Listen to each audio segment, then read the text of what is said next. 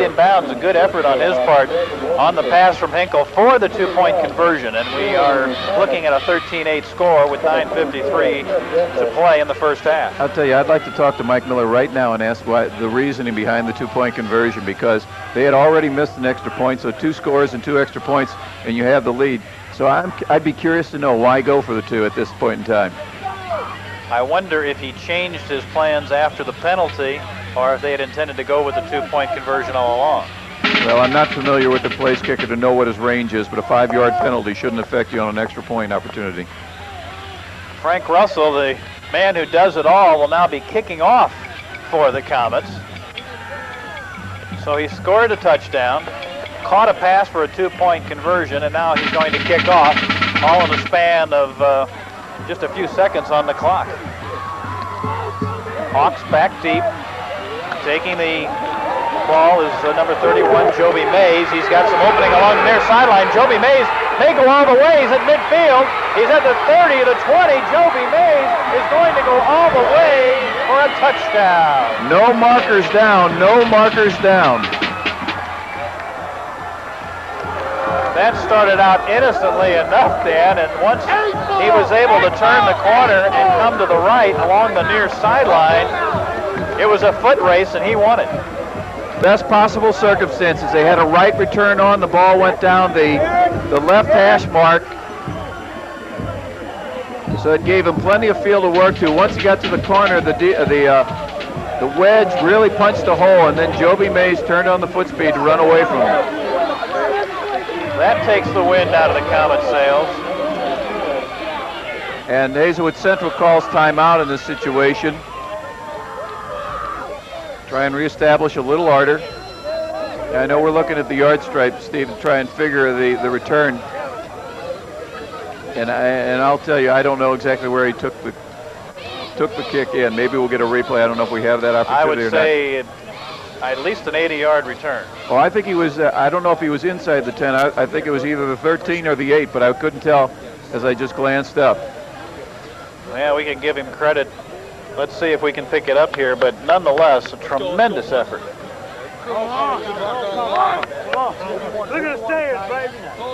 I think he was at about the 8-yard line, Dan. I think you were right, and there you go, keeping his feet in bounds, and there was no one going to catch him today.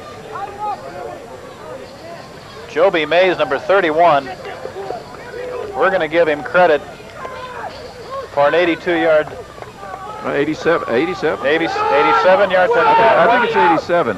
Let's do that. There you go. Coach Ryan trying to get everybody out there on the extra point team. You call timeout. You establish what you're going to do. You come back to the sidelines. You still don't have the right personnel out there. They go for the two-point conversion here. Out of the spread offense. Pass is incomplete. So with 9:34 to play in the first half, we've got a score of 19-8 in favor of Hazelwood Central over McCluer. They had Brian Collier open, just threw the ball a little behind him as he was cutting into the middle.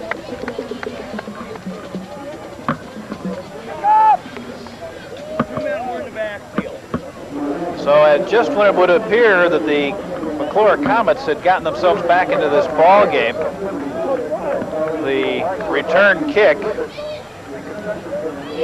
is returned. I should say the kickoff is returned all the way back for a touchdown. It's been a strange second quarter, hasn't it? It really has. Well, after all, it is Halloween.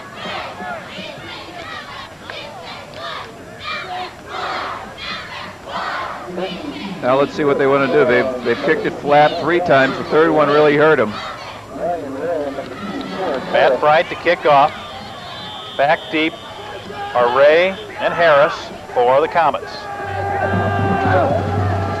This time he keeps it high in the air. It'll be Torrance.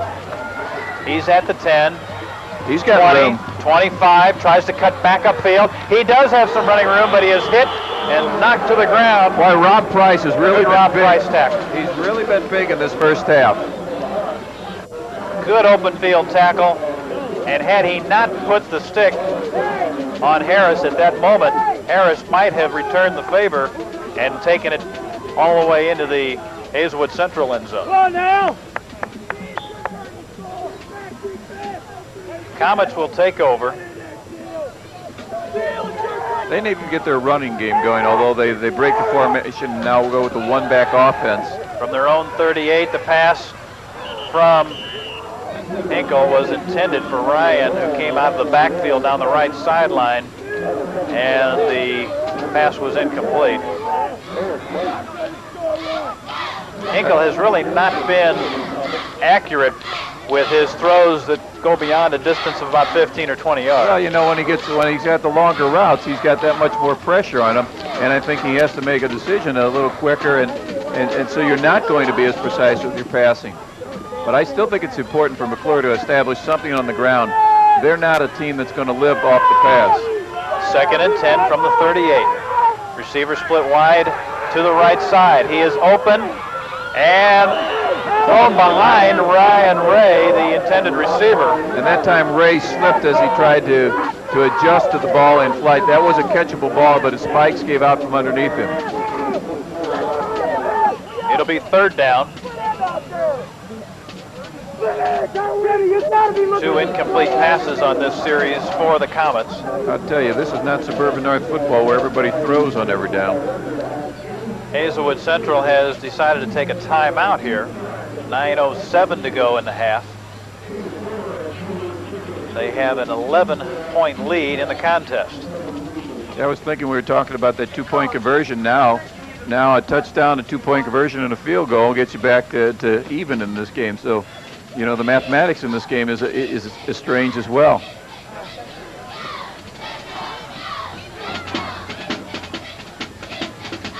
Hazelwood Central out on the field. As we were talking in last week's game, Dan, you know how times have changed in that the huddles are now held out on the field. The coaches go out on the field, talk to their players, and years past, you know, that's something that's come along with the evolution of the game. That makes sense. I mean, what are you trying to do? You call timeout because you want people to suck on a water bottle, or because you want to change what you're doing? That's exactly you want to change right. what you're doing, so why not put the man out there? They used to send a captain to the sideline. Well, I can tell you from coaching, you stand there and talk to a football player in the middle of the game, and you send instructions out to the rest of the team.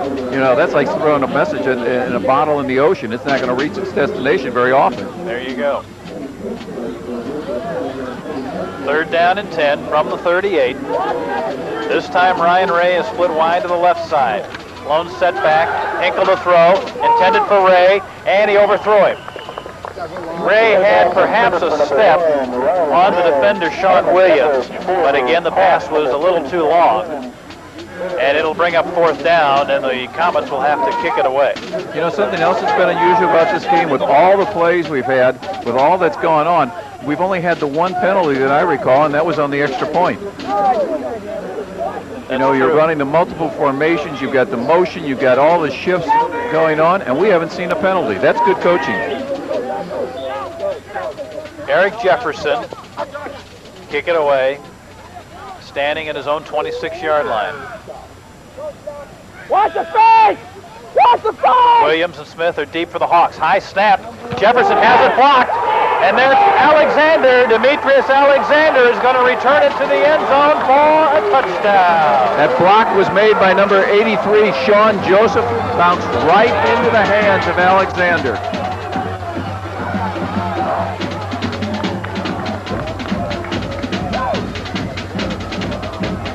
Watch the rush from the right side, number 83, right across the foot of the kicker.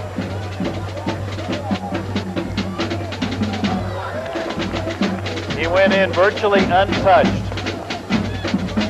He picked the ball out of the air at the 30-yard line. And let's correct ourselves and give credit where it's due. That was Brandon Washington, number 36. Read the number wrong.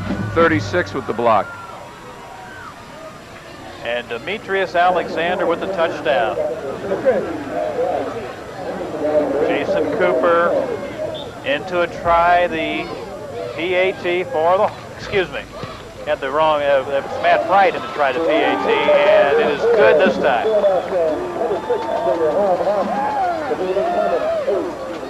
8 minutes and 55 seconds to play in the half. Hazelwood has opened up a 20